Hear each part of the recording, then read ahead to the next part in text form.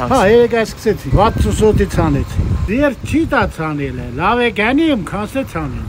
550 լարի տևիլ գարի եմ արել, 200 առենդ եմ արել, որ ցանիմ։ Հաշվեցի օրնա, այսօր առավոտ լավ է նալի չի առնել է, քանստե յուղացում ձերնու գալի այն ժամանակ, որ գնադը, որ ցանե արդյունք խանե, բայց չի դեն, չէ։